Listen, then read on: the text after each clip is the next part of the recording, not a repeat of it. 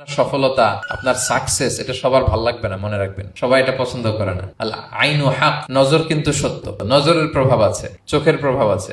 এজন্য কারো ভালো কিছু দেখলে মাশা আল্লাহ বলবেন, আল্লাহর দিকে ফিরিয়ে দিবেন ওটার কল্যাণ। কি বলবেন?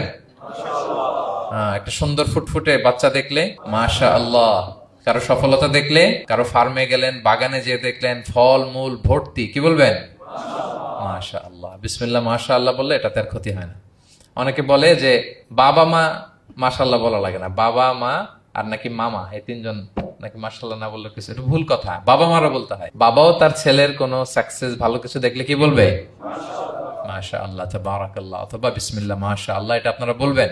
ধরেন যে আপনি কোন একটা প্রোগ্রামে বসে আছেন, আপনার পাশে যে বসে, আপনি তার দিকে এরকম 10 মিনিট তাকায় আছেন, কোনো কথা ছাড়া শুধু তাকিয়েই রইলেন। তার কি ভাল লাগবে বলেন? সে কি কমফোর্টেবল ফিল করবে?